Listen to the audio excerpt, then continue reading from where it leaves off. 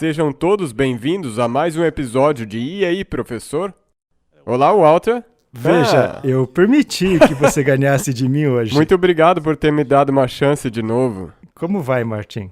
Sabe, continuando, tô no autopiloto, continuando. A tormenta segue furiosa, mas o barco tem que continuar navegando, não é? Até o fim, e você tem que ficar nesse navio e se agarrar como se a sua vida dependesse disso. Sim. As ondas querem nos derrubar, mas estamos aí. Vamos abrir com uma palavra de oração. Pai Celeste, é um privilégio tão grande trabalhar por Ti. Muito obrigado por isso. Portanto, nós pedimos que Tu abençoes essa conversa mais uma vez. Abençoe os que nos assistem e ilumine nossas mentes com o Teu Espírito Santo para que nós possamos discernir o certo do errado. Em nome de Jesus, amém. Amém. Martin, essa é a parte 2 do Economia de Francisco. Pois, obviamente, não se trata apenas de economia, certo?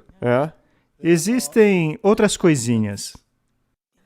Sabe, como nós já dissemos num episódio passado, tem tanta coisa acontecendo aqui e ali e em todo lugar, e parece desconectado, mas está tudo interligado.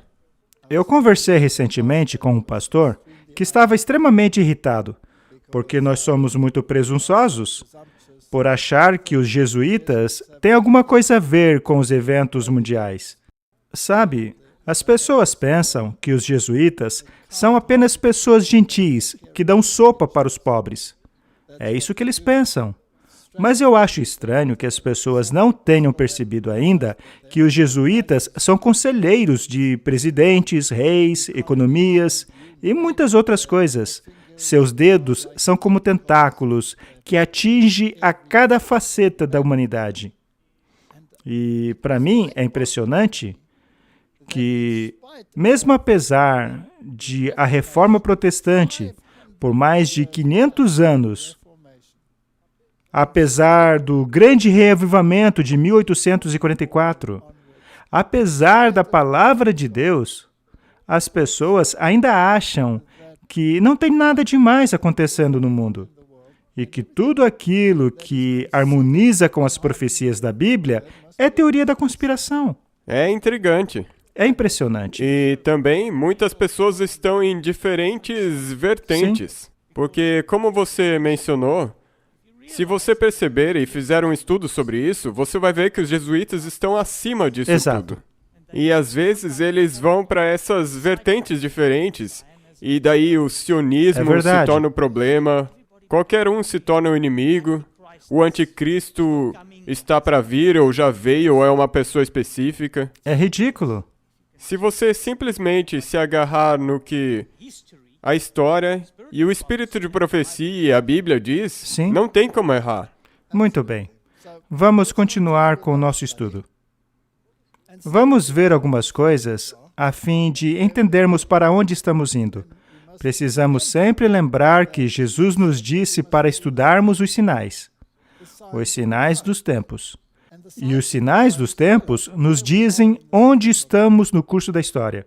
E ao fazermos esse estudo e as correlações, só podemos chegar à conclusão de que estamos realmente no fim. Você se lembra que colocamos esses versos na tela em nosso último estudo? Nós estudamos o capítulo 17 de Apocalipse. Nós não nos aprofundaremos muito nele, pois já o fizemos no episódio anterior. Mas, como já mencionamos, os 10 chifres receberão poder como reis por 1 hora junto com a besta, ou seja, vão reinar juntos. Este é um conglomerado universal com o poder da besta, que já foi definido como sendo o sistema papal. Esse sistema trabalhará junto, intimamente relacionado com os reis do mundo. O objetivo deles é, finalmente, travar guerra contra o Cordeiro. E caso alguém não tenha percebido, no verso 18, a Bíblia reitera mais uma vez, veja, a figura da mulher dentro do contexto profético da Bíblia é sempre uma igreja. E o verso 18 diz que ela também é uma grande cidade. Bem, só existe uma igreja no mundo que se identifica como uma cidade, que é a Igreja Católica Romana, e ela reina sobre os reis da terra. Ora, se negarmos essa declaração, não vamos entender a profecia. Exatamente isso. Você vai ficar olhando para todos os lados, procurando por algo para se encaixar nessa imagem profética. Pode ser mais claro que isso? É claro como o sol. E ainda assim as pessoas negam este fato. Eles olham para um indivíduo no futuro, mas o sistema do anticristo é uma mulher, ou seja, uma igreja.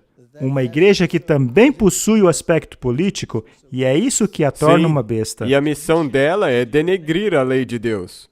E ela deseja fazer guerra contra o Cordeiro. Agora que sabemos disso, devemos nos perguntar, tudo bem, existe alguma igreja que se identifica a uma cidade? A resposta é sim. Tá, e ela luta contra Deus? Sim, pois ela luta contra a Bíblia, ela luta contra o Cordeiro. E se ela luta contra o Cordeiro, também luta contra o seu povo. Por acaso essa igreja não destruiu milhões de vidas durante a Reforma Protestante, mesmo antes ou depois? E a resposta é um histórico sim. Quão cego as pessoas precisam ser para negarem este fato? Nós mostramos esse slide no primeiro episódio. Por que a economia de Francisco pode desenvolver uma nova economia e criar um mundo melhor? Esse artigo é do National Catholic Reporter e basicamente fala do ensino social da Igreja Católica Romana e que outras religiões, por exemplo, representadas pelo Grand Imam Sheikh Ahmad El-Tayeb, da Universidade de Al-Azhar, e o Papa Francisco, uniram esforços a fim de substanciar a ideia de que existe união entre eles com relação a este assunto. No episódio anterior, nós basicamente terminamos o assunto por aí. Falamos bastante sobre as mudanças econômicas, mas agora trataremos dos detalhes. Sim. Para onde que isso está rumando? Porque eles têm um grande plano. E se você não souber para onde isso está rumando, você de novo se perderá nesses caminhos alternativos. Vamos reiterar aqui. Como é que sabemos do plano deles? É porque Deus nos revelou. É mesmo? E foi revelado aonde? Na palavra de Deus. Neste livro aqui. A grande cidade que reina sobre os reis do mundo. Esse artigo da Insider, 8 de dezembro de 2020. Isto tem estado por aí já faz tempo. E no artigo é dito que o Papa Francisco se une aos presidentes de 500 empresas para formar um novo conselho focando em criar uma economia mais igualitária. Nós falamos sobre isso no episódio anterior. Nós falamos sobre este assunto com bastante detalhes. Mas eu quero reiterar um ponto aqui.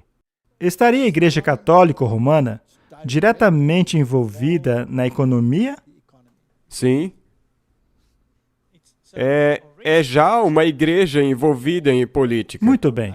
Pergunta número 2. Ela atua apenas como coadjuvante? Ou ela possui um papel de liderança nessa questão? Um papel principal, porque todas essas pessoas vão visitar o Papa. Ah, então não é o Papa que visita essas pessoas para ver o que elas estão fazendo. Não, elas é que vão ao Papa. E os planos são formados naquele ambiente. Aham. Muito bem. E se você olhar da seguinte maneira, isso foi em dezembro de 2020. E o que aconteceu agora, que nós mostramos no último episódio? Sim. Agora a economia está fazendo exatamente o que ele já vinha propondo o tempo inteiro. Certo.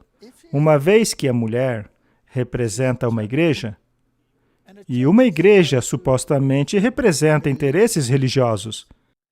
Se você quiser unir as duas coisas, então os interesses políticos e religiosos tornam-se um, correto? Sim. Não era assim na Idade Média? Os interesses da política, da religião, eram um. O que acontecia no passado se um rei se recusasse a seguir os ditames religiosos daquele poder? Esse poder podia se livrar do rei. Ele era deposto. Sim. Ele era excomungado. Então, de novo, ele estava livre para reinar sobre os ditames de Salmaneser, que significa esse poder eclesiástico. Exato. Então, essa tem sido a situação ao longo da história. Recentemente não tem sido tão claro, Desde que o outro poder surgiu das profundezas do abismo, este tem agido nas trevas, mas agora ele está se mostrando. Vamos verificar isso. É dito aqui que o movimento para tornar o capitalismo mais gentil tornou-se religioso. Estaria a religião e a economia se unindo? Com certeza. Mas a economia de quem? A religião de quem? A do Francisco. Do Francisco. Os presidentes do Banco da América, Visa, EY, BB, Johnson & Johnson, Salesforce e um monte desse pessoal uniram forças junto ao Papa Francisco para promoverem um capitalismo mais inclusivo em uma organização chamada de Conselho pelo Capitalismo Inclusivo com o Vaticano. Não seria isto pura profecia? 100%. Isso se encaixa 100% com aquilo que a Bíblia nos diz. Se você pegar a Bíblia e abrir no capítulo 18 de Apocalipse, não vemos que os mercadores têm muita importância nesse capítulo? Sim. E quando esse sistema finalmente cair, não diz lá em Apocalipse 18 que os mercadores vão chorar amargamente e que os capitães dos navios, que representam as economias, vão chorar e observar de longe a desgraça dela? Bem, o fato é que eles estão unindo forças. Isso não é cumprimento da profecia bíblica?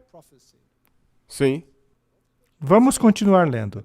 As empresas membro do novo conselho representam mais de 10,5 trilhões em ativos. Empresas com mais de 2,1 trilhões em capitalização de mercado e 200 milhões de trabalhadores em 163 países. Este conselho seguirá a advertência do Papa Francisco para se ouvir o clamor da terra e o clamor dos pobres. Não estão acrescentando coisas aqui, Martin? Sim. Tem o clima, as questões sociais. Eles estão unindo todas essas coisas. Não seria isso um cumprimento das profecias? Mais uma vez, sim. Pois a Bíblia também não diz que Deus destruiria aqueles que destroem a terra? Mas não vamos muito longe nessa direção. Em resposta, a sociedade exige um modelo de crescimento mais igualitário e sustentável. Disse assim Lynn Forrester, de Rothschild, fundador do Conselho e parceiro administrador dos parceiros do capitalismo inclusivo. Em alemão se fala Rothschild, ou seja, escudo vermelho. E o escudo vermelho era o escudo do exército romano. Quando eram atacados, eles se cobriam com aqueles escudos vermelhos, formando uma unidade sólida, para assim se aproximarem das cidades e invadi-las. E ao estudarmos as enciclopédias, veremos que algumas afirmam que os Rothschilds são os banqueiros do Vaticano.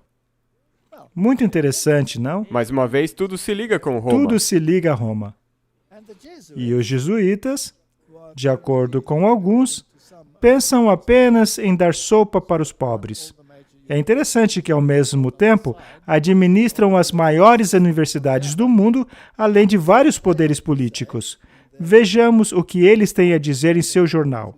Artigo de outubro de 2021. Papa Francisco e 40 líderes religiosos clamam por ação urgente no combate à mudança climática. As gerações futuras jamais nos perdoarão. Em uma resposta sem precedentes à grande ameaça da mudança climática que afeta todos os povos, o Papa Francisco e mais 40 líderes religiosos, representando as maiores religiões do mundo, se uniram a um apelo para ação urgente. Apenas para enfatizar, a Igreja, por um acaso, não está sendo a força motriz por detrás das ações contra a mudança climática? Com certeza. E no último artigo, isso também veio à tona. Então, os poderes econômicos e os mercadores, ali também está incluído o clima. Eles controlam os reis do mundo. É interessante que a Bíblia mencione os reis do mundo. Nós já mostramos alguns programas aqui e palestras em que mostramos que cada presidente dos Estados Unidos possui linhagem real. Somente aqueles que possuem essa linhagem real é que se aproximaram da presidência. Mas seja lá como for, A questão é que eles controlam o cenário político, estão envolvidos no cenário econômico e aqui, junto a outros líderes religiosos, claro, no papel da liderança, temos a agenda climática, que, por sua vez, possui outros anexos. Vatican News, 25 de março de 2022. O Papa consagra a Rússia e a Ucrânia. Ato espiritual de confiança em meio à guerra cruel. Esta guerra já tem sido travada por cerca de 1 mês e meio. E ela ainda está aí. Aparentemente não há solução.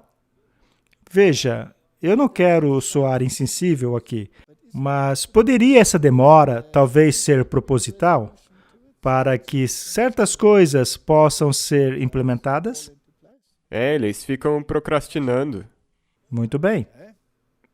O Papa Francisco consagra toda a humanidade, especialmente a Rússia e a Ucrânia, ao Imaculado Coração de Maria, e diz que o ato expressa a nossa completa confiança na Virgem Maria no meio dessa cruel e sem sentido guerra na Ucrânia.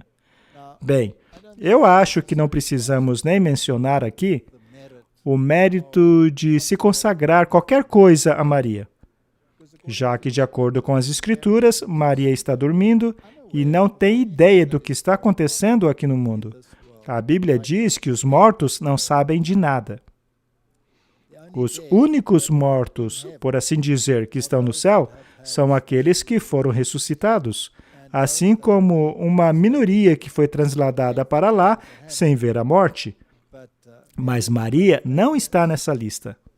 Portanto, esta é naturalmente uma estratégia. E Maria, na verdade, é um acrônimo para um outro poder. Não é? Isso mesmo. Mas não vamos tão fundo nessa questão. A renovação do Papa, da consagração, veio em resposta à guerra na Ucrânia e ao pedido da abençoada Virgem Maria, feito em uma aparição em Fátima em 13 de julho de 1917. Nós não vamos entrar em detalhes quanto a isso também, mas isso tem sido planejado há muito tempo. Na verdade, em 1917, houve a Grande Revolução, que resultou no sistema comunista atual, que, aliás, vemos lá na Rússia. Os bolcheviques. A Revolução Bolchevique. Isso também foi em 1917. E, é claro, foram os jesuítas que aperfeiçoaram o comunismo em seus redutos na América do Sul. Então, de novo, está tudo interconectado. O Papa relembrou que Deus escolheu a Virgem Maria para untar a história, ao começar uma nova história de salvação e paz. A confissão é o sacramento da alegria, disse ele. O Senhor entra em nosso lar, como entrou no de Maria em Nazaré, e nos traz uma alegria inesperada. O Papa também exortou os padres a sempre expressarem o perdão de Deus na confissão e nunca projetarem um lar de rigidez ou dureza. Ele é tão gentil. Martin, isso não é sequer bíblico. Não, porque ele está fazendo essa confissão para um sacerdote e para Maria. O que tem que ser feito para Jesus. Sim. E conjurar, vamos utilizar essa palavra no senso negativo, é claro. Conjurar a paz por consagrar a Rússia a Maria não faz absolutamente nenhum sentido bíblico. Isso não é de Deus. Mas parece, porque é uma igreja e ele está fazendo isso e, nossa, que de Deus. Isso é uma blasfêmia. Isso, basicamente, é uma blasfêmia, mas é a teologia romana. E o mundo aceitou essa teologia. Por um acaso você ouviu algum comentário das igrejas protestantes? Elas provavelmente se juntaram a isso. Muitos deles estavam presentes quando foi feita essa consagração. E se concordavam com o Papa ou não em suas mentes, é problema deles. Mas, enfim, esta é uma teologia romana que não é compartilhada por nenhuma denominação protestante. E ainda assim seguem com ela. Eles consentem com ela pelo silêncio deles. Papa Francisco considera a viagem a Kiev e chama a invasão rússia de infantil. Bem, Martin, se ele chamou isso de infantil, quem é o adulto aqui? Ele. Ele é o adulto. Eu acho muito interessante as palavras que eles escolhem. Mais uma vez, algum potentado infelizmente preso a alegações anacrônicas de interesses nacionalistas. Veja, mais uma vez, se você quer empurrar o globalismo, você tem que denegrir o nacionalismo. Mesmo, nós também ouvimos isso naquela reunião que nós mostramos no episódio passado. Sim. Eles também estavam falando sobre... Aquele cara estava dizendo, o nacionalismo tem que sumir, soberanias nacionais têm que sumir. Exatamente, é nessa direção que eles querem ir. Continuando. Isso é provocar e fomentar conflitos, enquanto que as pessoas comuns sentem a necessidade de construir um futuro que será ou dividido ou não, disse o Papa. Isso não soa como um ultimato? Sim. Ou você abre mão do nacionalismo ou não haverá futuro. É mesmo. É o que ele disse. Essas afirmações foram feitas após o Papa Francisco dizer que está considerando o convite feito pelas autoridades políticas e religiosas ucranianas ao visitar a capital Kiev. Sim, está na mesa, disse o pontífice, sem dar maiores detalhes. Aqui está o grande mediador de nossos dias. Sim, mas como nós já mostramos em episódios passados, ele está de ambos os lados. Aqui ele está se referindo ao Putin, mas também tem contato com ele liga para ele e tudo mais. Como nós já mostramos, ele foi visitá-lo muitas vezes. E agora ele está considerando a Ucrânia. Então, aqui vemos mais uma vez o mundo político e religioso trabalhando juntos, pois os dois convidaram ele. Estamos num ponto em que não é mais possível separar o político do religioso, as duas coisas se integraram. É mesmo, se você olhar para os Estados Unidos, para o Biden e para toda a administração dele, eles são católicos e eles promovem essa parte religiosa muito fortemente. Sim.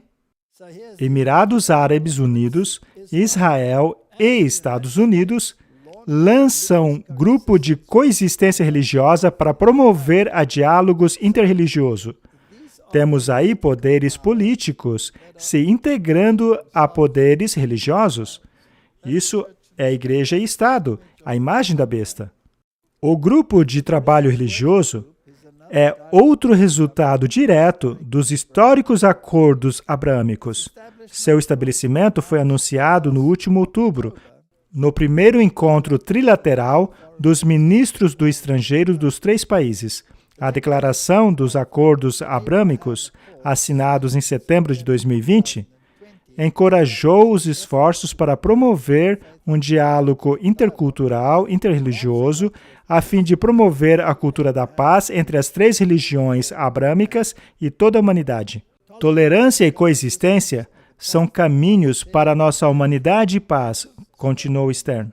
Os acordos abraâmicos estilhaçaram os antigos paradigmas e agora é o nosso dever construir sobre eles e alargar o círculo da paz regionalmente e globalmente, através desses encontros das fés abrâmicas, a fim de enviar uma clara mensagem de reconciliação, aceitação e inclusão. Martin, por que isso é relevante? Porque Jesus disse que ele não viria para trazer a paz. Mas sim espada e divisão. E ele também disse, a Bíblia disse, que quando disserem paz e segurança, então destruição repentina. Pois é. E ao trazerem essa paz por meio da reconciliação, aceitação e inclusão, isso significa que a religião abraâmica, conforme professam eles, que venha incluir Jesus Cristo como sendo o Messias, se torna reconciliada, aceita e inclusiva com religiões que rejeitam Jesus como Messias. Quem é a pedra de tropeço nessa história? Jesus. Jesus é a pedra de tropeço. E quando eles finalmente se unirem, de acordo com Apocalipse 17, qual será o objetivo deles? Para guerrear contra o Cordeiro. Martin, isso é uma guerra contra o Cordeiro. É uma guerra contra a palavra. Portanto, se é uma guerra contra Cristo e contra a palavra dele, quem seria o instigador máximo dessa guerra? Satanás. Satanás. Então, a besta que surge do abismo profundo, lá no capítulo 11, introduz uma ideologia pós-Revolução Francesa, que eventualmente se tornou a norma aceita pela sociedade. Ela vagarosamente, porém certamente, removeu a Bíblia e a fé protestante para escanteio e substituiu essas coisas por um novo sistema religioso, que é totalmente estranho aos princípios bíblicos. É mesmo, mas parece bom. Parece muito bom, tem palavras muito bonitas, mas nós vamos ver aonde isso vai dar. Portanto, Martin, não podemos negar que as profecias estão se cumprindo aqui. Agora vejamos se os jesuítas, que aparentemente só se importam em dar sopas aos pobres, de acordo com alguns teólogos com os quais conversei. Vatican News. General jesuíta diz: como cidadãos, nós trabalhamos para o bem da Europa. Uma das coisas que parece mais importante a mim hoje é fortalecer o senso de cidadania planetária. Este é o cabeça da ordem dos jesuítas, é o general deles. Esse é o Papa Negro. Exato.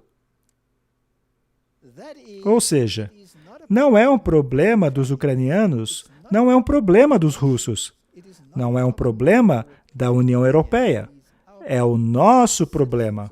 Como cidadãos do mundo, como cidadãos, devemos conduzir a política na direção do bem comum.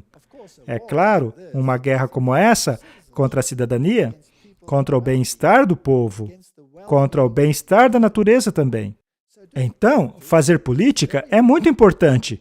De um ponto de vista pessoal, como cidadão, é importante apoiar isso. Será que eles admitem que se envolvem em política? Com certeza. Por exemplo, os sentimentos da opinião pública é muito importante neste momento. Martin, quem é que controla a opinião pública? Eles? Como? Através da mídia, do teatro jesuíta e de todas as maneiras que entram pelos seus sentidos. Eles utilizam todos os sentidos. Eu me pergunto se eles estudaram os exercícios espirituais de Inácio de Loyola para se certificar de que a influência deles é eficaz. Mas nada disso terá sucesso se você não tiver um forte apoio dos cidadãos do mundo e da Europa. Martin, eu acho interessante como ele exalta a Europa o tempo todo. Ela não faz parte dos 10 reinos? 10 reis. Temos aqui uma conversa muito interessante. Esse é o G.D. Rocker Show e vamos ver o que esse homem tem a dizer. Isso é importante porque temos que verificar se o nosso pensamento é um pensamento totalmente isolado ou se outras pessoas também começaram a perceber aquilo que está acontecendo no mundo. É mesmo. Será que só nós que estamos trazendo essa mensagem ou as pessoas estão acordando? Na verdade, eu acho que isso é muito maior que as nossas agências federais de saúde, e o nosso presidente, o atual, e o nosso ex-presidente. Mas eu acho que todos eles estão sendo influenciados pela mesma organização que está orquestrando todo esse plano. Eu realmente acho, e espero, eu tenho muita esperança, de que eles não vão ganhar, na verdade. Mas, eu tenho que dizer, eu estou preocupado que ninguém esteja reconhecendo quem é a verdadeira ameaça. Eu realmente acho... E não é tipo como se eu estivesse apenas inventando isso. Quanto mais eu leio, quanto mais eu pesquiso, quanto mais eu reparo em certos indivíduos e no que eles estão dizendo, e observo o que eles estão dizendo e vejo quem mais está dizendo a mesma coisa, na verdade eu acho que a Igreja Católica Romana e o Papa Francisco, estão por trás de tudo isso. E acho que ele está manipulando, controlando toda a narrativa. Acho que ele tem Anthony Fauci no seu bolso, acho que ele tem Joe Biden, Donald Trump, Francis Collins, acho que todos eles estão sendo controlados por uma divisão da Igreja Católica Romana chamada Ordem dos Jesuítas, cuja única missão nos últimos 200 anos, que eu saiba, desde 1857, eles planejam destruir a Constituição dos Estados Unidos como a última fortaleza de um país que preserva e protege as liberdades religiosas. E eu acho que eles têm conspirado esse tempo todo. De muitas maneiras, seja através de guerras, agora através da fome, agora através de pandemias. Acho que foi uma tentativa completa deles, de destruir a Constituição dos Estados Unidos por dentro, destruir as fronteiras, reduzir, que é o que eles disseram. Nós também temos que reduzir as forças armadas de todos os países, demolir todas as fronteiras dos países para que possamos criar uma religião mundial, com o Papa como líder mundial. E se você não está ouvindo o que Joe Biden disse, e o que Anthony Fauci está dizendo, o que Walensky no CDC está dizendo, e o que Donald Trump está dizendo, todos estão dizendo a mesma coisa. E todos estão fazendo a mesma coisa. Eles estão pressionando por vacinas, e então seguindo o que o Papa disse, que era importante para nós, no mês passado, em dezembro de 2021. O Papa apareceu e disse que, a propósito, é um Papa jesuíta pela primeira vez na história católica romana. Esse Papa jesuíta, o Papa Francisco, disse: há apenas duas coisas que o mundo precisa agora. O mundo precisa cortar o financiamento de todas as suas forças armadas e reduzir os seus funcionários. E então a segunda coisa que o mundo precisa é de mais vacinas. Bem, o que o Joe Biden está fazendo? Joe Biden está certamente mostrando para você. Vamos remover os militares do Afeganistão, ameaçaremos mandatos sobre os militares, quem se importa se 200 mil deles disserem que vão embora? Isso é reduzir as forças armadas. É isso que ele está fazendo. Essa é a tentativa de fazer isso. Ele abriu as fronteiras, deixou as pessoas entrarem. É exatamente o que o Papa e a Igreja Católica Romana sempre quiseram. Então, e se você não percebe qual é a religião do México, que é quem está inundando nossas fronteiras agora, do Sul, é o catolicismo. Em suas doutrinas católicas, eles afirmaram que precisamos inundar a América com católicos. E precisamos colocar jesuítas em posições de poder político no governo, para destruir a Constituição por dentro. Isso em 1857, a propósito. Agora, Anthony Fauci foi para um colégio jesuíta e para uma faculdade jesuíta. Assim como Joe Biden, ele foi para a Universidade Fordham. Assim como Donald Trump, que também foi para a Universidade Fordham e a Universidade de Pensilvânia, que são ambas universidades mega jesuítas. Francis Collins, em 2014, que é o chefe de Anthony Fauci, foi levado de avião para Roma. E o Papa Francisco, efetivamente, o fez presidente da Academia de Ciências do Papado do Mundo, em Roma. Esse é o chefe de Anthony Fauci. Tudo bem. Se você não vê a conexão e os laços com o Papa, e esses caras, e a Ordem dos Jesuítas, cuja missão inteira tem sido desde os anos 1500, com Loyola, que criou a Ordem dos Jesuítas, tem sido criar uma religião mundial, um governo mundial único, com o Papa à frente. E de qualquer forma, para mim, é ele quem está no comando e ninguém está realmente reconhecendo isso. Mas eu acredito plenamente. Se você apenas ouvir o que eles estão dizendo, e tudo o que eles dizem agora, as pessoas falam sobre quanto eles amam Donald Trump e que ele vai salvar este país, quando eles saírem. E se você não tem ouvido ele ultimamente, isso tem me deixado maluco, porque eu votei nele 2 vezes. E pensei que ele era o que eu pensava que ele era. Acho que ele é apenas uma parte de todo esse roteiro que nos é dado para criar confusão em massa e guerra civil no país. É isso que eles estão fazendo. Então Donald Trump e esse cara estão fazendo. Joe Biden e sua administração.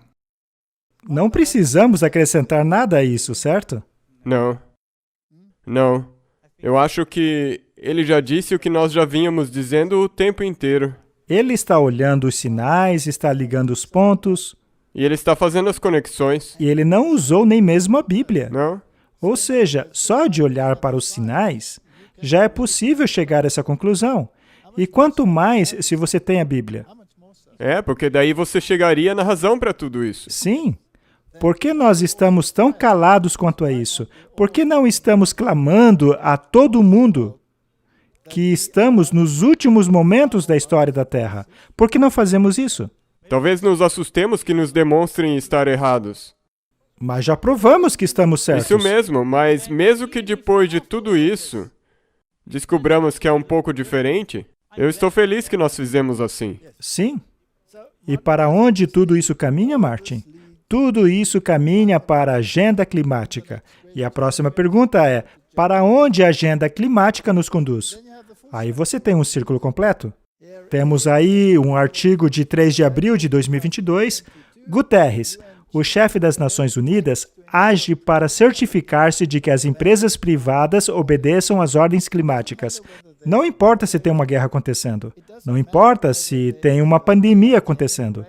essa agenda prosseguirá, seja nos bastidores, seja em evidência, tanto faz. Ela vai acontecer. É mesmo, e tudo se conecta a ela. O secretário-geral das Nações Unidas, Antônio Guterres, apontou um painel liderado pelo antigo ministro do Meio Ambiente do Canadá para assegurar que as empresas privadas obedeçam às diretrizes climáticas com cada negócio, investidor, cidade, estado e região, estabelecido pelo corpo globalista. Isso não soa um tanto ameaçador? Se você não nos obedecer, não é assim? É. Nós também precisamos urgentemente que cada negócio, investidor, cidade, estado e região coloque em prática as suas promessas de zero emissão, alertou Guterres. Além de examinar as garantias de emissão zero pelo setor privado, o grupo responsabilizará governos locais e regionais, até mesmo se eles não responderem diretamente às Nações Unidas. Será que eles estão empurrando a agenda deles em todos os níveis? Com certeza, mesmo que você não faça parte deles, mesmo que você não reconheça eles, você vai ter que também... Você vai ter que obedecer. Agora, Martin, a Bíblia diz que as pessoas têm acreditado em mentiras. Como você pode construir uma estrutura sólida baseada em um fundamento de mentiras? Bem, eles são mestres em fazer isso. O que acontece com aqueles que constroem sobre a areia? Vão ser levados pela enxurrada. Exato, é isso que diz a Bíblia. Martin, dissemos várias vezes que nós olhamos os sinais dos dois lados. E os números que eles apresentam, as alegações que eles defendem, estão tão distantes da realidade como está o Oriente do Ocidente. E se você ousar contrariá-los, bem, você será condenado como conspirador. Bem, é pior ainda. Você não tem que dizer nada. Simplesmente mostre uma prova. E você já estará em problemas. Você já está encrencado. No passado, mostramos climatologistas renomados expondo esse cenário ridículo que o mundo está comprando neste momento. E, de vez em quando, mostramos que milhares de cientistas discordam da narrativa comum. E apenas para sermos consistentes em nossas alegações, vamos permitir que esse cavalheiro exponha os seus pensamentos. Vamos ouvir o que ele tem a dizer. Primeiro, você pode nos contar um pouco sobre suas medições de temperatura? Existem 5 principais ao redor do mundo. O que torna a sua especial? E o que você encontrou?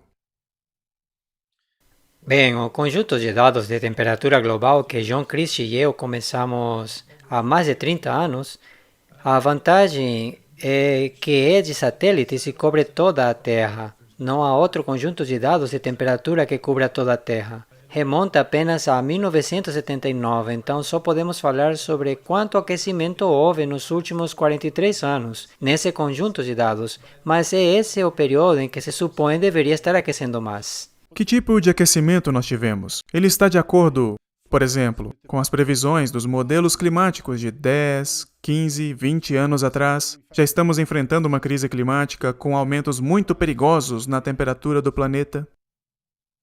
Bem, se fizermos uma comparação por semelhança entre as medições de satélite, que são, na verdade, de uma camada bastante profunda da atmosfera, ok? É onde a maior parte do nosso clima ocorre, é na troposfera, a parte mais baixa da atmosfera. E se fizermos uma comparação por semelhança entre as medições de satélite e o que mais de 2 dúzias de modelos climáticos previram desde 1979, para esta mesma camada, nossas medições estão realmente na extremidade inferior de todos esses modelos. Em outras palavras, o aquecimento que vemos é menor do que a maioria, se não, de todos esses modelos. Então, há uma discrepância entre o que as observações estão mostrando, o que mostra uma média de 0,13 graus centígrados por década de aquecimento, que é um número muito pequeno comparado aos modelos climáticos, que geralmente, no mínimo, são o dobro. Seu tipo de medição tem incomodado as pessoas que querem que acreditemos que há uma emergência climática acontecendo, uma crise climática existencial. O Google agora desmonetizou seu site, alegando que ele faz declarações não confiáveis e prejudiciais. Quais alegações eles te disseram ser prejudiciais e não confiáveis?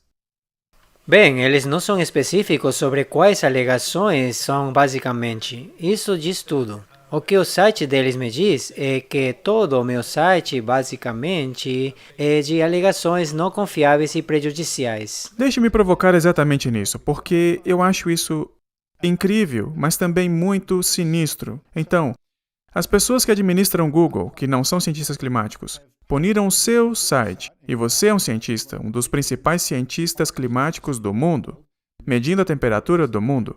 Eles puniram seu site sem dizer exatamente por quê, o que você fez de errado, dizendo que você não é confiável e prejudicial. Por quê? Me parece, simplesmente porque seus dados indicam que o planeta não está aquecendo tanto quanto os alarmistas disseram. Mais uma vez, não dá para ser mais claro. O Dr. Roy Spencer, que é um meteorologista renomado, aparentemente sabe menos do que o Google. E ele somente está mostrando os dados. Pois e é. o Google está dizendo que não dá para confiar nesses dados. Mas então, com o que você vai trabalhar? Felizmente, a Bíblia diz que o refúgio das mentiras será varrido do mapa. Então, vamos deixar bem claro aqui. Eles construíram os fundamentos deles sobre areia movediça. Eles estão construindo essa enorme e pesada estrutura sobre a areia, e todo mundo tem que engolir isso.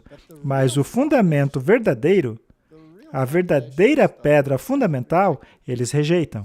Portanto, estamos exatamente no mesmo ponto da destruição de Jerusalém. Muito bem. Agora vamos perguntar aos jesuítas qual é o maior desapontamento deles. Qual é a tristeza deles? Por que os jesuítas foram criados? Por que foram formados? Com qual objetivo? Destruir o protestantismo. Este sempre foi o objetivo deles. E, é claro, destruir a Bíblia protestante.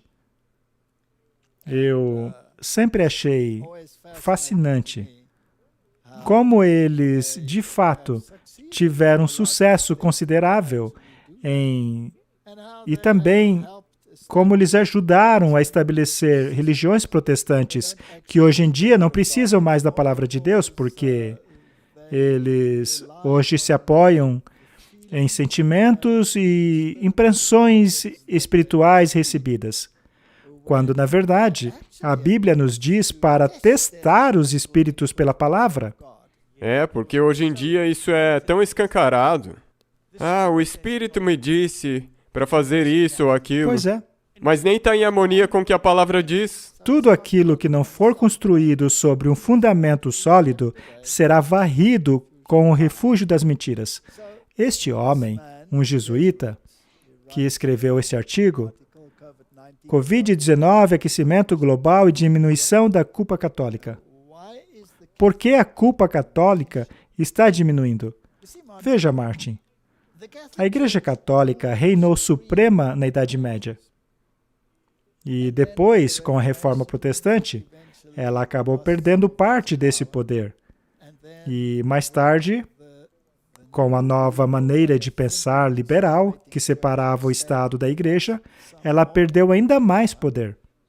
E os jesuítas, que são ultramontaneses e desejam restabelecer a supremacia papal, precisam trazer a Igreja Católica mais uma vez para o centro e dar a ela novamente a posição que possuía antes, ou seja, de poder absoluto. Portanto, já há alguns séculos, tem havido essa culpa católica que foi colocado sobre ela pelos protestantes por causa da Inquisição e por causa de toda a perseguição causada por ela. Mas sabe, ela conseguiu reescrever os livros de história. Sim. Ela conseguiu alterar as enciclopédias e tem utilizado as suas organizações, como, por exemplo, o dos Cavalheiros de Malta, como a Ordem dos Jesuítas, para infiltrar o mundo da mídia E assim, reescreveram a história. Portanto, se você quiser conhecer a verdadeira história, você precisa recorrer a livros antigos. Por que então a culpa católica está diminuindo? O que é que essas pessoas querem de volta? Bem, aqui é um jesuíta falando, e ele diz assim: o Covid-19 e o aquecimento global são suficientes para me fazer ansiar pelos dias do poder clerical e da culpa católica. Ou seja, o que ele quer dizer é que ele anseia por um período em que a Igreja Católica não tinha culpa, quando ela governava sobre tudo. Sim. Naqueles velhos dias, bons ou maus, a hierarquia da Igreja era capaz de emitir poderosos éditos, e a maioria dos católicos seguiam essas ordens como ovelhas. E aqueles que não o faziam sentiam culpa e medo de irem para o inferno. A Igreja tinha o poder para instituir e depor reis, tinha o poder para moldar culturas e comandar ações das pessoas. É muito triste que ela não tenha mais o poder de salvar a humanidade hoje. Só podia ser um jesuíta escrevendo, com saudade da Inquisição. Mas talvez eu possa dizer a ele que não está muito longe. Na verdade, Martin, eu acho que ele sabe muito bem disso. O mundo é liderado por um punhado de elite das quais ele faz parte. Ele é um jesuíta. Quem dera o Papa pudesse declarar os céticos em relação à vacina e mudança climática como hereges e colocar seus livros, artigos e páginas de Facebook na lista de livros proibidos. Ora, mas ele não controla o Google, o Twitter, etc. Sim. As mídias sociais já não têm a sua lista negra de temas e assuntos proibidos? Assim mesmo. Não acabamos de ver que aquele meteorologista foi banido pelo Google apenas por ser um meteorologista bem informado? E pegando os dados que estão aí e publicando. E eles querem que confiemos nesse sistema. Ele gostaria que o Papa tivesse o poder para declarar essas pessoas como hereges. Bem, ele já está fazendo isso. Ele já está fazendo, porque agora se chama teórico da conspiração. Esse é o novo termo para herege. Exato. Essa seria uma grande mudança em relação aos dias em que Galileu e Darwin foram considerados hereges. Dessa vez, o poder do clero apoiaria a ciência. Já não vimos isso antes? Então, na verdade, a ciência agora mudou, porque essa ciência que nós mostramos do último meteorologista, isso não é ciência. Nós temos que ir para outra ciência, a ciência deles. Se eu puder ser um pouco direto aqui, é a ordem dos jesuítas e a ciência deles que vieram com essa ideia de Big Bang. E baseando-se na teoria do Big Bang, da evolução e de todas as farsas evolucionistas, como, por exemplo, a falsificação de crânios humanos por jesuítas como Pierre de Cardin, provavelmente. E todo o cenário evolucionista, misturado à ciência como é hoje, nós já falamos sobre a chamada ciência aqui, não é? Sim. Muito bem. É esse tipo de ciência, como Big Bang, evolução, etc., que eles querem que sigamos. Bem, eu acho isso muito irônico, porque a ciência deles, que é baseada nessas filosofias, muito em breve sofrerá um Big Bang. E eu vi uma pessoa dizendo que, sim, houve um Big Bang. Quando Deus chamou todas as coisas a existirem, houve um bang, uma explosão. É verdade. Nada me daria mais prazer ilícito que ter os governadores da Flórida e do Texas, assim como os líderes das indústrias de petróleo e carvão, excomungados, assim como os reis e nobres eram excomungados no passado. Eis o verdadeiro jesuíta. Ele quer que os velhos tempos voltem. Ele quer os maus dias de volta. E ao invés de organizar cruzadas contra muçulmanos, como a igreja fez no passado, ela poderia mobilizar o seu povo a proteger a saúde da terra e da humanidade. Mas hoje, os filhos das cruzadas são liderados não pela igreja, mas pela Greta Thunberg. Espero que ela tenha mais sucesso do que os filhos das cruzadas de 1212, que terminaram em desastre. Houve um tempo em que o cristianismo tinha a habilidade de fazer coisas grandes. Algumas boas, algumas ruins. Nós nos maravilhamos desses cristãos do passado, que cavaram as fundações das grandes catedrais, cuja conclusão eles e seus filhos nunca viram. A ideia de se empenhar num projeto como construir uma catedral que levaria séculos para ser completada é incompreensível a nós. Hoje achamos impossível fazer sacrifícios, como usar máscara, por exemplo. É um sacrifício, Martin. Sacrifícios que nos beneficiarão em pouco tempo. É interessante que as crianças pequenas que foram obrigadas a usar máscaras não podem mais articular palavras. Eles não conseguem falar. Quanto mais fazer sacrifícios, como, por exemplo, cortar a emissão de carbono, que beneficiará os nossos netos nas décadas futuras. O Papa Francisco, em sua encíclica Laudato Si, de 2015, convocou o mundo a uma conversão individual e sistêmica a fim de prevenir o desastre que está rapidamente se aproximando. Alguns responderam, como o movimento da Laudato Si, anteriormente conhecido como Movimento Climático Global Católico. Mas milhões de nós se preocupam com os nossos negócios e rotinas, enquanto bispos e elites católicas como eu, ele se auto-chamou de elite, Martin, discutem sobre a missa em latim, comunhão para políticos e grindre, ao invés de se preocupar com o apocalipse climático. Grindre. Você sabe o que é isso, Martin? Se eu não estiver errado, é sobre sexualidade. Sim, é a respeito de sexualidade alternativa. Parece que isso também faz parte da agenda jesuíta.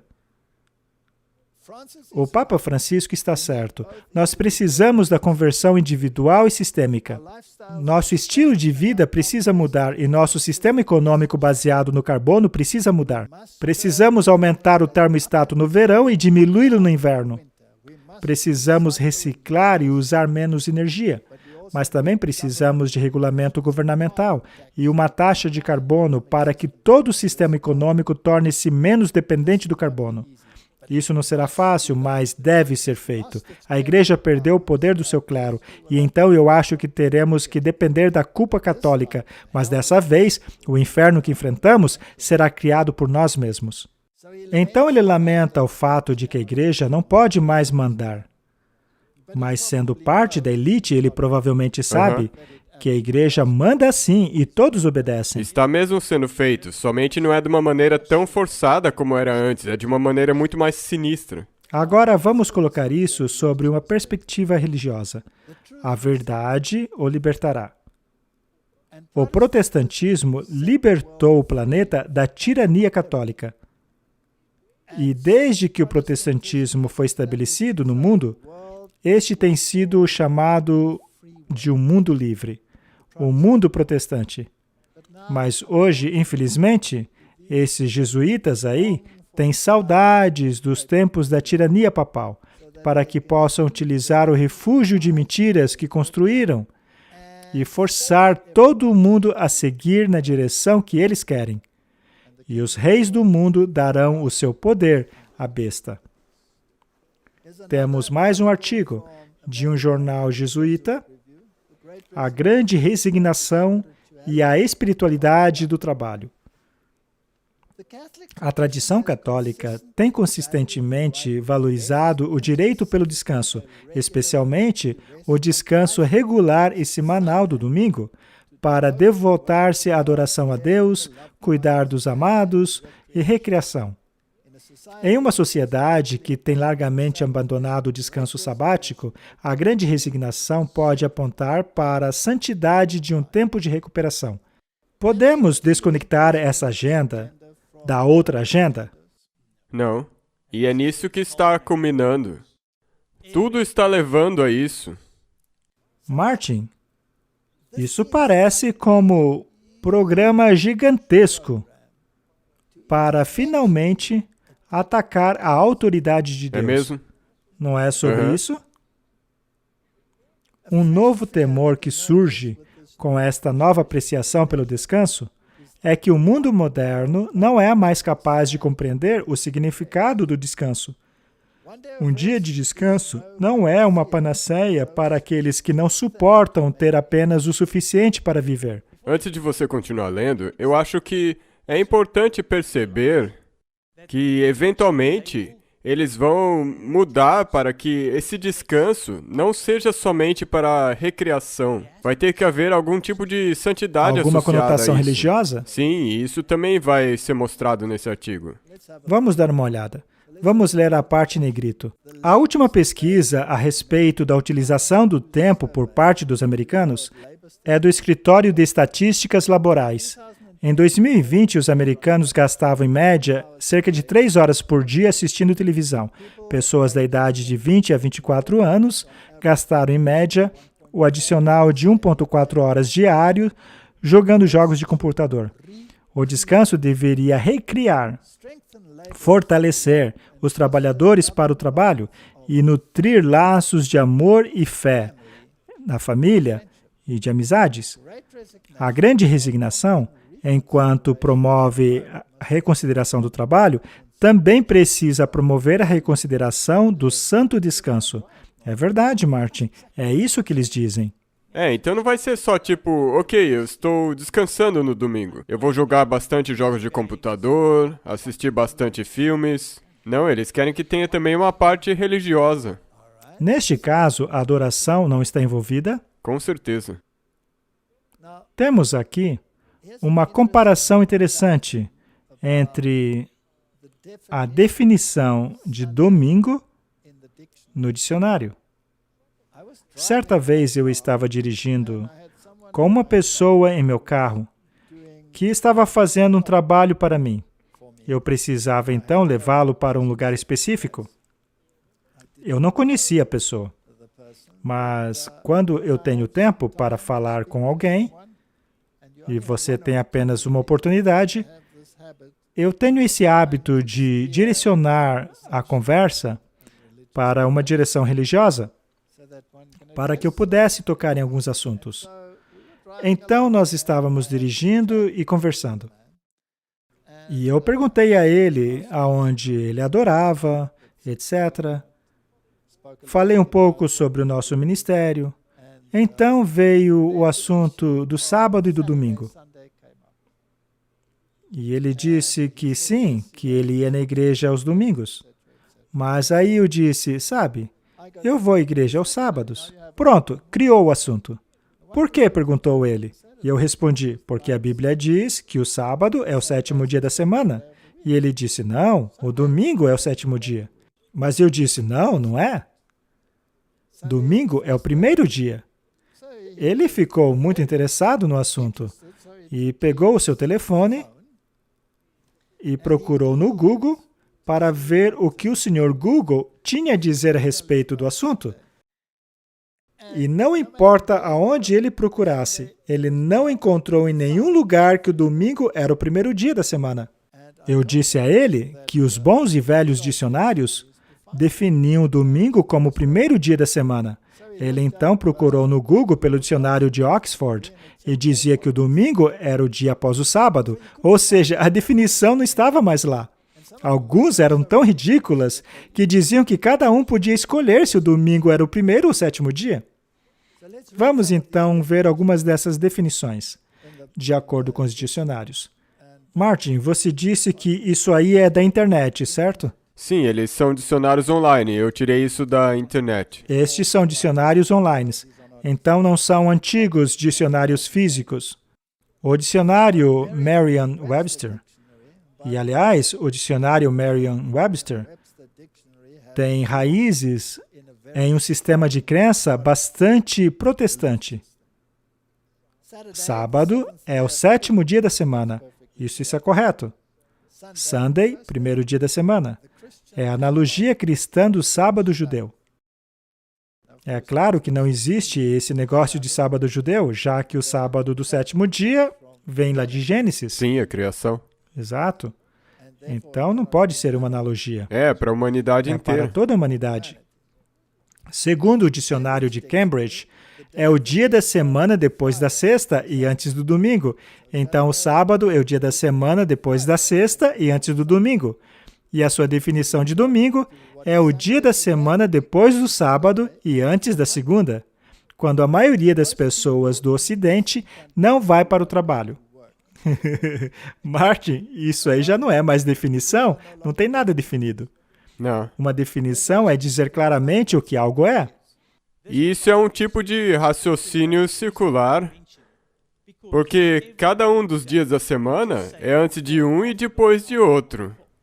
Sim, isso não se qualifica como definição, pois é apenas definido em termos de uma outra coisa, mas não em relação a si mesmo. Portanto, parece que esses dicionários online perderam a arte de serem dicionários verdadeiros. Dicionário Macmillan. Sábado é o dia depois da sexta e antes do domingo. Agora, interessante, quão longas é a definição do domingo? Não é interessante?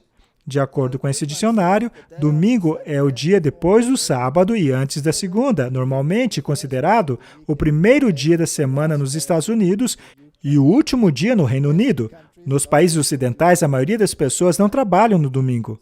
Bem, parece que eles não sabem qual é o primeiro e qual é o último dia. E agora o que eles fizeram é que eles deram uma escolha. Você escolhe. Eles podem escolher se é o primeiro, o segundo ou qualquer dia que seja da semana. Se você pegar um calendário hoje em dia, Aham. ele pode começar com o domingo no primeiro dia da semana. Mas na maioria das vezes, não. Como você O acabou de primeiro dia é mencionar segunda. aqui. Provavelmente nos Estados Unidos você vai ver o domingo como o primeiro dia nos calendários. E no Reino Unido você vai ver a segunda-feira como o primeiro dia. Agora é o dicionário online da Oxford. Diz a mesma coisa. O dia da semana antes do domingo e depois da sexta, que forma o fim de semana. É patético que um dicionário da Oxford dê uma definição como essa. Esse aí eu obtive do aplicativo que você pode baixar no telefone. Muito bem. Vamos à definição do domingo agora. O dia da semana antes da segunda e depois do sábado, observado pelos cristãos como o dia de descanso e adoração, que constitui parte do fim de semana. Sério mesmo? Pode ser que muitos cristãos o guardem como sábado, mas isso não faz do domingo o sábado. E o Dictionary.com. Sábado é o sétimo dia da semana depois da sexta. Isso está correto. E o domingo é o primeiro dia da semana, observado como sábado pela maioria das denominações cristãs. Mas é isso, Martin. As definições do domingo são bastante longas e fazem questão de dizer a você que este é o dia de adoração. Mas eu tenho aqui comigo alguns dicionários, muito bons, aliás. Tenho até mesmo um dicionário da Oxford. Tenho um dicionário alemão aqui. Este daqui é Dicionário de Estudo Inglês, Hongman. Me permita ler o que ele diz. Domingo. Diz aqui, o domingo é o primeiro dia da semana, o dia entre o sábado e a segunda. Portanto, ele diz que é o primeiro dia da semana. Esse dicionário dá uma definição verdadeira a respeito da palavra domingo. Este outro dicionário aqui é o Oxford Advanced Learners Dictionary, ou seja, da Oxford. Vejamos se ele diz o que é o domingo. Me permita encontrar.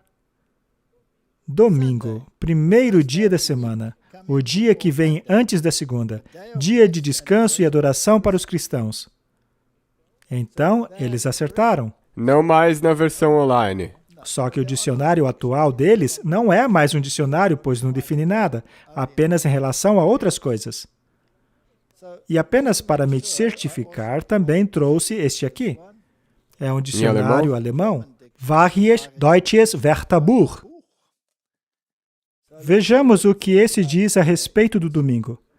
Sonntag, ou seja, domingo. Der erste Tag der Woche, o primeiro dia da semana. Ruhetag. Interessante, diz que é o dia de descanso. Não é interessante dizerem que este é o dia de descanso? Então ele também continua como os outros. Eles não definem como o primeiro dia da semana, mas dizem que é um dia de descanso. Pelo menos esses três dicionários, até mesmo os da Oxford, definem como o primeiro dia da Eu semana. me lembro que no dicionário antigo de Afrikaans também dizia que é o primeiro dia da semana.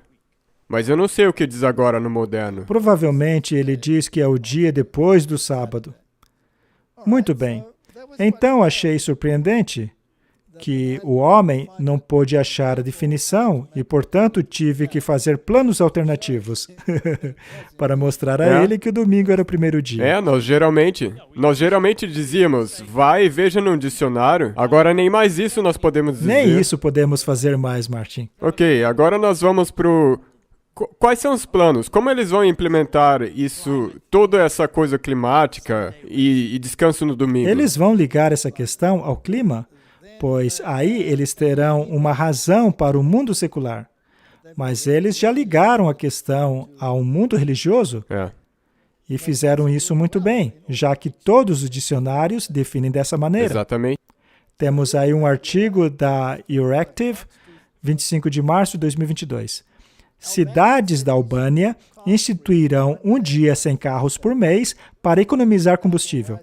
Em uma tentativa de lutar contra o aumento de preço de combustíveis e apaziguar tumultos dos cidadãos, o governo albanês anunciou que 3 de abril, que cada cidade do país terá que ter um dia sem carros no primeiro domingo do mês. Isso é como um camaleão, Martin, passo a passo. Precisamos reduzir o tráfego de veículos tanto quanto podemos. E se não podemos evitar ligar o carro todos os dias, pelo menos poderemos fazer isso no feriado. É por isso que começamos o Dia Livre de Carros, que ocorre no primeiro domingo de cada mês. Mas sabemos que não vai ficar por aí. Como eles fizeram na Europa. Domingos sem trabalhos uma vez por mês, e agora eu acho que já é em cada um dos domingos. Pois é. The Indian Express, 25 de março de 2022. Essas datas são importantes, Martin, porque as pessoas dizem que algumas vezes recorremos a notícias antigas, mas essas são notícias fresquinhas. Mas não, eles dizem que não há evidência nenhuma dessas coisas acontecendo. Ao menos é o que dizem alguns teólogos importantes. É mesmo. E outra coisa que também é interessante é que alguns países fazem de uma certa maneira. Outros países fazem de outro jeito, como, por exemplo, os países árabes, que instituíram uma semana de trabalho de 4 dias. Sabe o que é interessante? Acabei de ler que os Estados Unidos está considerando isso. Então, eles estão implementando esse descanso. Então, isso é muito interessante, porque países diferentes talvez estejam rastejando nessa direção de maneiras diferentes. Totalmente correto. Mumbai sediará as ruas dominicais toda semana. Algumas ruas ficarão fechadas por algumas horas. Todos sabemos que a Índia está começando a integrar o seu sistema político à religião hindu. Sim. Há um certo debate e discussão sobre o assunto. Mas por que então guardar o domingo? A religião deles não fala nada sobre isso. Então, naturalmente, eles estão apenas seguindo a liderança dos outros. A partir do próximo domingo, 27 de março, por 4 horas a cada domingo, entre 6 e 10 da manhã, algumas ruas de Mumbai ficarão completamente fechadas ou parcialmente fechadas para tráfego veicular, como parte das ruas dominicais. Uma iniciativa iniciada pelo comissário de polícia de Mumbai, Sanjay Pandey, para permitir ao público gastar um bom tempo de qualidade nas ruas, com atividades recreativas como yoga, patins, bicicleta e outros esportes culturais. Respondendo aos comentários das pessoas nas mídias sociais, Pandey disse: as ruas dominicais visam tornar as ruas disponíveis para os cidadãos sem tráficos de carros.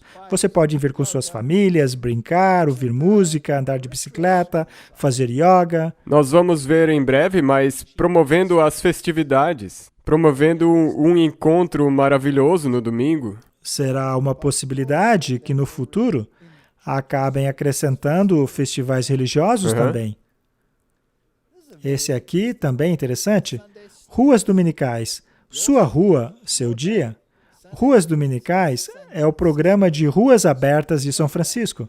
que transforma quilômetros de ruas das cidades em espaço da comunidade sem carro para que as crianças brinquem, idosos passeiem, negócios e organizações conectem-se e vizinhos se encontrem. Os Ruas Dominicais São Francisco voltará em 2022, com 6 longas e belas milhas em seus bairros históricos entre abril e setembro. E o segundo dia anual da Fênix, em 16 de outubro de 2022. Isso é os Estados Unidos da América. Será que o mundo inteiro está pensando assim? Com certeza, isso está ligado à mudança climática. E o que torna isso tão interessante é que, mesmo que você seja um cético da mudança climática, isso está promovendo o descanso. É festa. Sim, e passar um bom tempo juntos e cultivar os nossos relacionamentos familiares. Sim, vamos dar uma cara nova ao domingo. E este aqui é o European Times, 3 de março de 2022. A Aliança Europeia pelo Domingo convoca os líderes europeus a estabelecerem um dia de descanso comum semanal na Europa. A Aliança Europeia pelo Domingo convoca os líderes políticos a estabelecerem um dia de descanso comum europeu. Isso fortalecerá a coesão social de nossas comunidades e é indispensável para a recuperação e assegurar o bem-estar melhor para a produtividade dos trabalhadores, diz a Aliança em uma declaração feita na quarta-feira, 3 de março de 2022. Será que essa discussão está em voga, Martin? Com certeza. E ela é atual. Na ocasião do Dia Internacional para um Domingo Livre de Trabalho, a Aliança Europeia pelo Domingo apela para os líderes políticos europeus a colocarem como prioridade o estabelecimento de um dia de descanso comum europeu para o descanso de trabalhadores, que por tradição é o domingo, como estimado pelo artigo 2 da Carta Europeia Social. Um dia inteiro de descanso por semana é indispensável para a recuperação e assegurar tanto o bem-estar melhor como uma melhor produtividade do trabalhador e fortalecer a coesão social de nossa comunidade. O interessante é que, antigamente, quando começaram a querer empurrar essa agenda, a questão foi parar no Tribunal Europeu. A Corte decidiu que não havia evidências de que esse dia tinha que ser domingo. Eles, então, introduziram a questão da coesão social e a questão de ter que ir para a igreja, etc., etc. E chegaram à conclusão de que precisa ser domingo. Essa é a nova iniciativa, da qual todos esses argumentos contra a decisão da Corte foram inseridos. Sim, porque isso quase soa, quando nós falamos disso, que nós somos totalmente contra as famílias se reunirem e tudo mais. Não, não, não. Nós só estamos aqui declarando qual o plano Isso. Além disso, continua ele, com a pandemia do Covid-19, há cada vez mais turva linha do equilíbrio da vida de trabalho e a aceleração da cultura de estarmos sempre ligados faz com que seja mais essencial do que nunca termos um claro e comum dia de descanso. Que possa acomodar a todos para o bem comum. Para o bem comum. Então, Martin, temos uma agenda claríssima aí. E uma vez que tudo isso esteja implementado, e a agenda climática sendo a força por trás disso, que diz que devemos fechar tudo por causa da agenda climática, para dar pelo menos uma razão de que não é uma questão simplesmente religiosa, aí você pode trazer todo o resto. Mas haverá um pequeno grupo que não aceitará isso. Esse grupo não se tornará a escória do planeta? Do mesmo jeito que acontece com você se você for contra a narrativa atual do que está acontecendo. Vamos ler uma citação do Grande Conflito.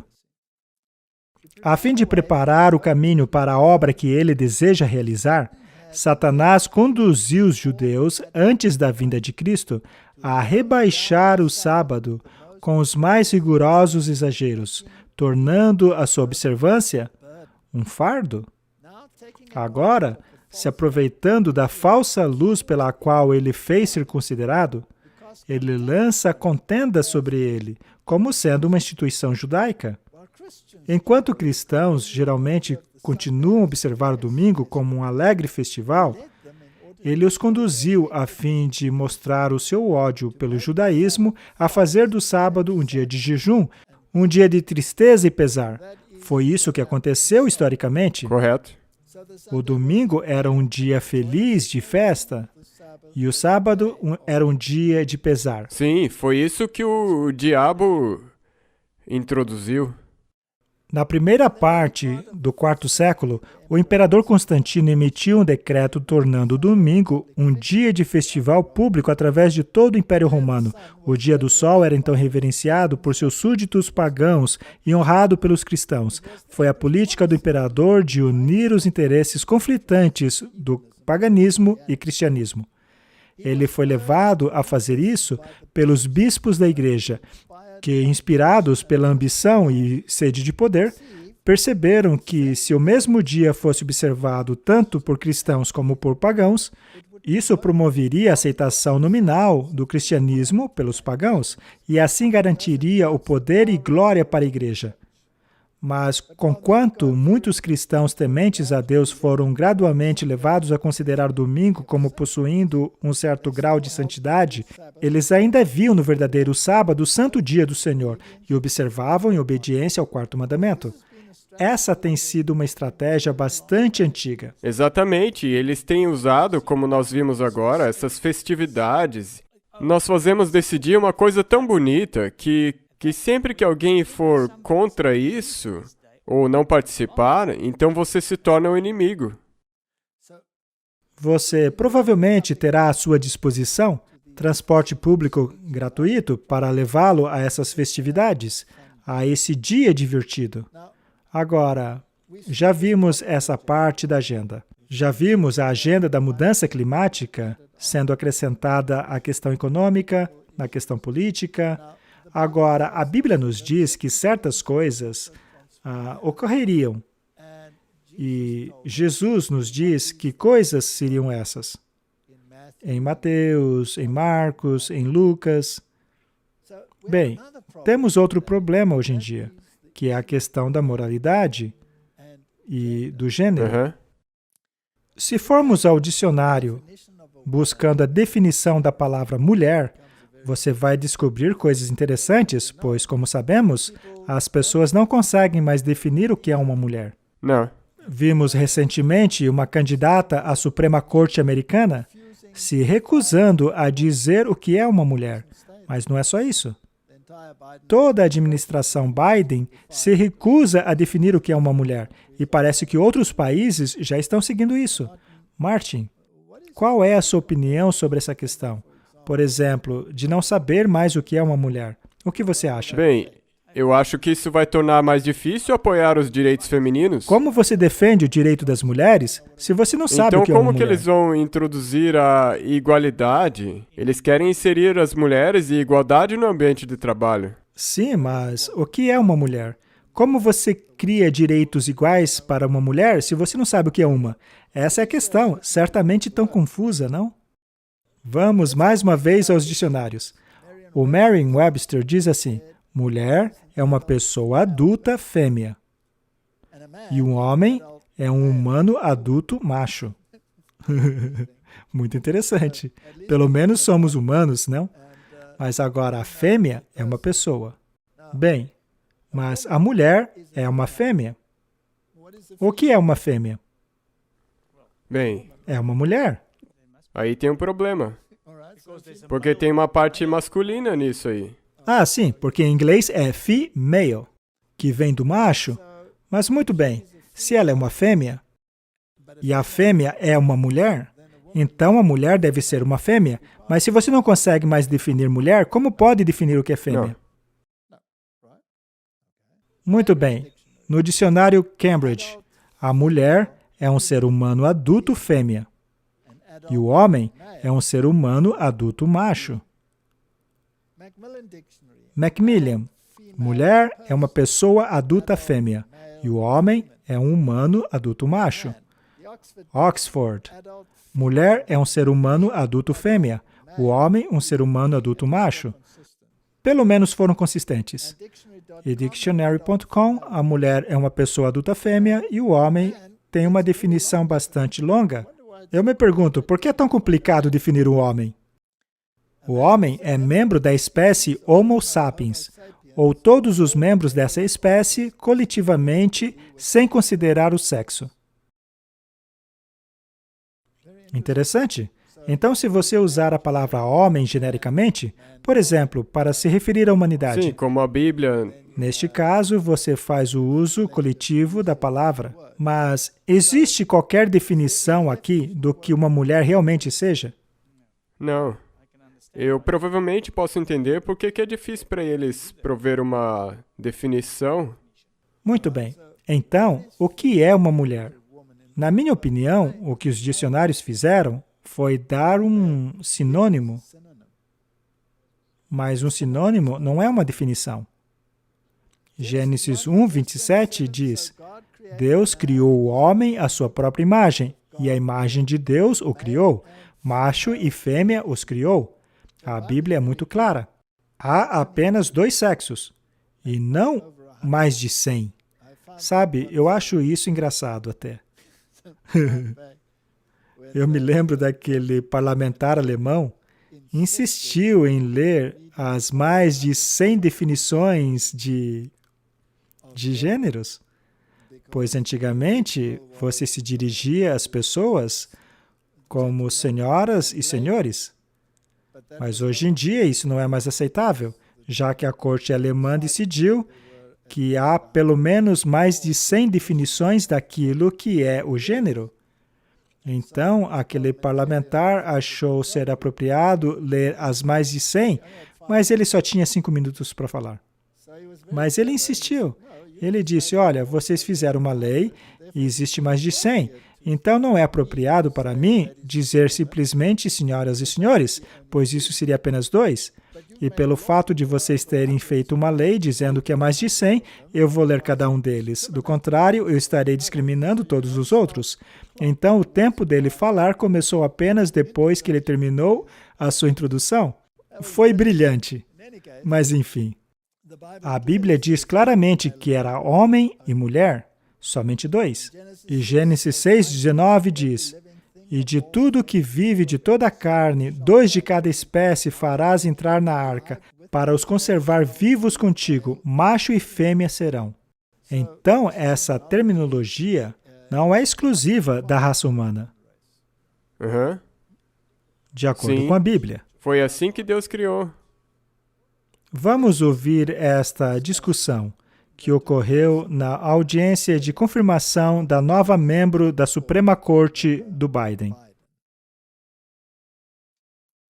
Você poderia me dar a definição da palavra mulher?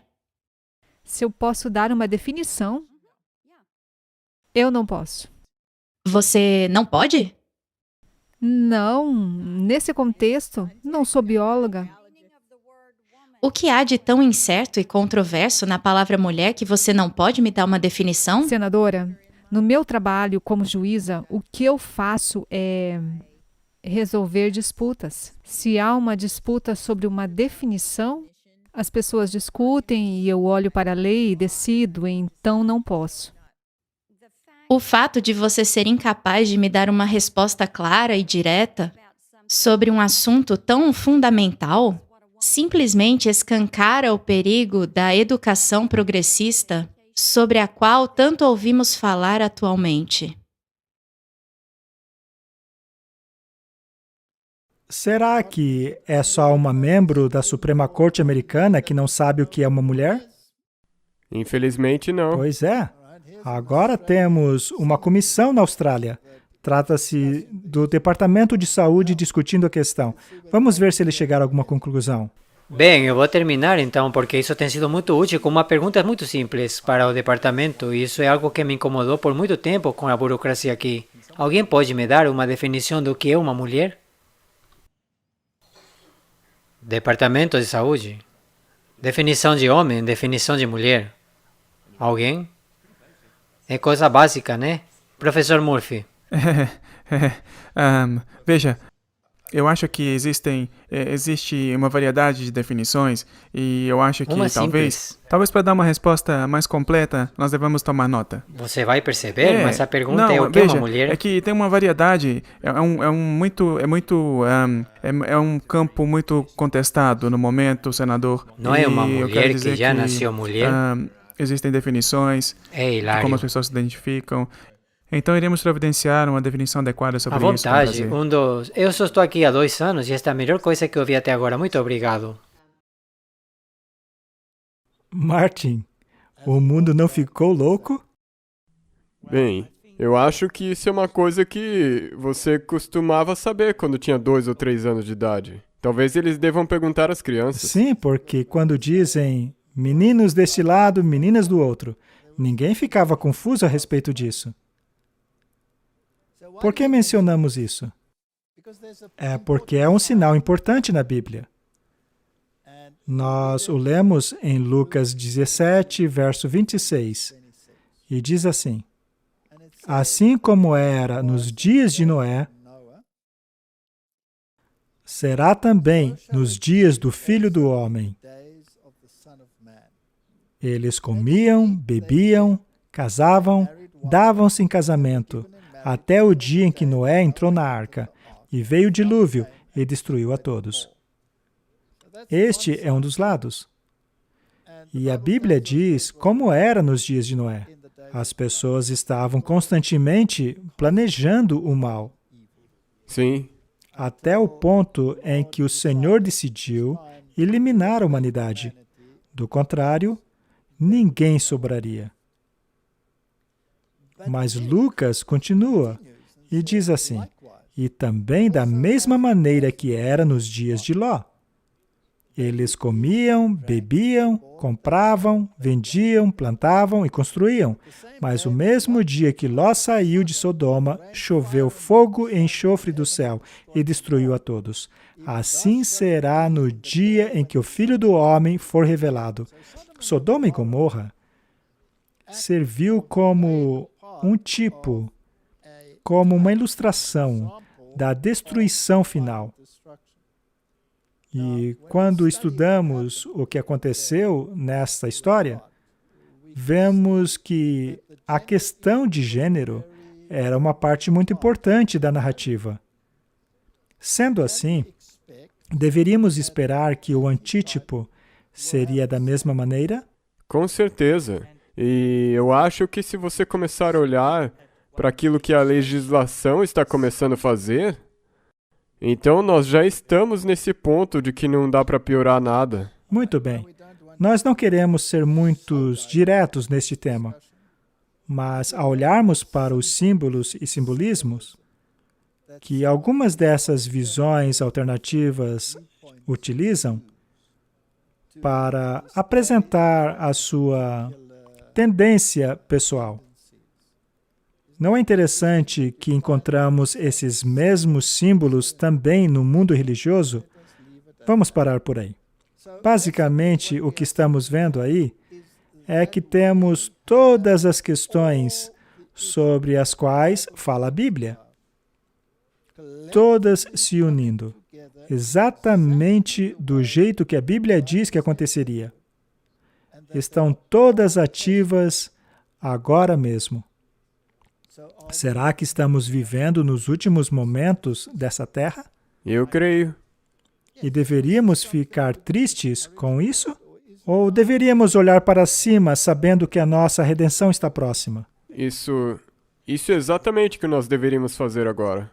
Quando o dia chegar, dia do último conflito, no qual aqueles que se mantêm fiéis ao testemunho de Jesus e guardam os mandamentos de Deus, se oporão a toda essa narrativa construída sobre a terra.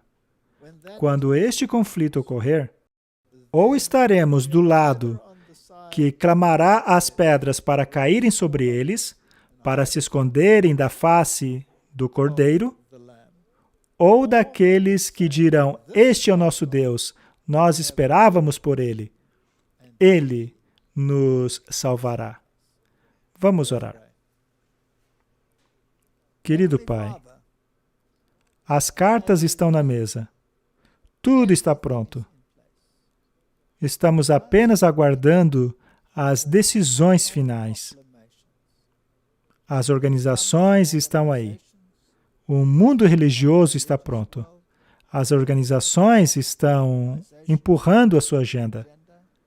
Tudo o que resta agora é que os reis da terra deem poder à besta e legisle de acordo com a vontade dela, como acabamos de ler em todos esses documentos.